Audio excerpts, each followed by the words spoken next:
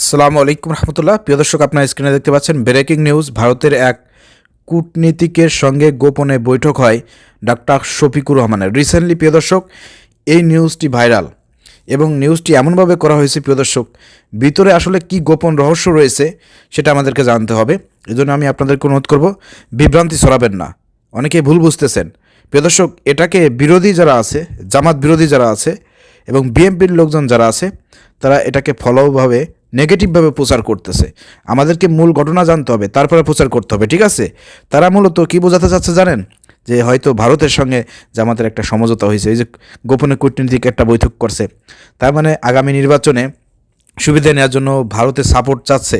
অথচ বাংলাদেশে কিন্তু জামাত ইসলামী একমাত্র দল ভারতের আগ্রাসন বিরোধী দল হিসেবে পরিচিত, এবং ভারত কখনো জামাত ইসলামকে পছন্দ করে না, এটা কিন্তু মানুষ জানে। তারপরেও এখন কিভাবে ভারতের দালাল বানানো যায় জামাতকে, এটা প্রমাণ করার জন্য তারা এই ধরনের নিউজ হয়তো করতে পারে। প্রিয় দর্শক, আমরা ভিতরের ঘটনা দেখব যে আসলে কি ঘটনা ঘটছে, তারপরে মন্তব্য করব।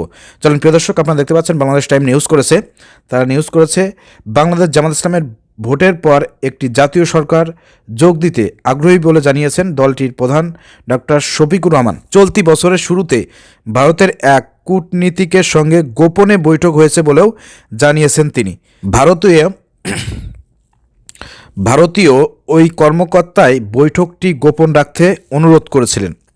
ঢাকার একটি আবাসিক এলাকায় নিজের কার্যালয়ে রয়টার্সকে দেওয়া সাক্ষাৎকারে জামাতের আমির সভাপতি শফিকুর রহমান বলেন, আমরা অন্তত 5 বছরের জন্য একটি স্থিতিশীল দেশ চাই।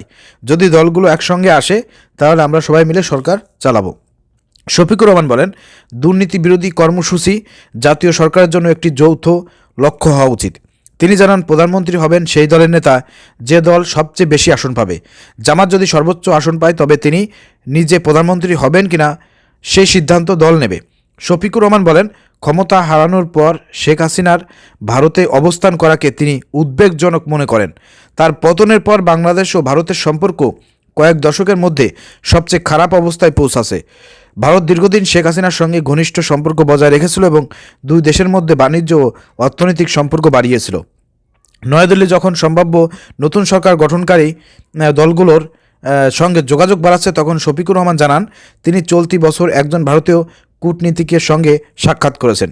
তিনি বলেন, অন্য দেশের কূটনীতিকরা প্রকাশ্যে তার সঙ্গে দেখা করলেও ভারতীয় ওই কর্মকর্তা বৈঠকটি গোপন রাখতে অনুরোধ করেছিলেন। দেখছেন, এখানে কিন্তু ডাক্তার শফিকুর রহমানই তিনি নিজে এই বক্তব্য দিচ্ছেন।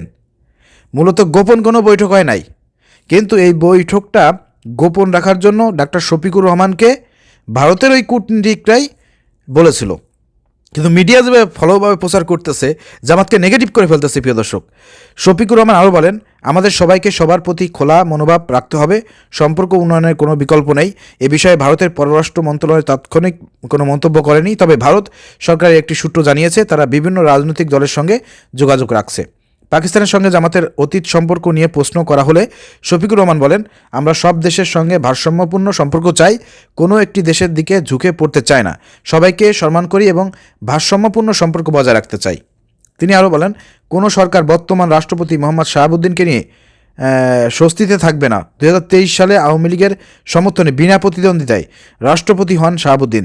তিনি নিজেও সম্প্রতি রয়টার্সকে বলেছেন, প্রয়োজনীয় মেয়াদের মাঝপথে পথ ছাড়তে তিনি প্রস্তুত।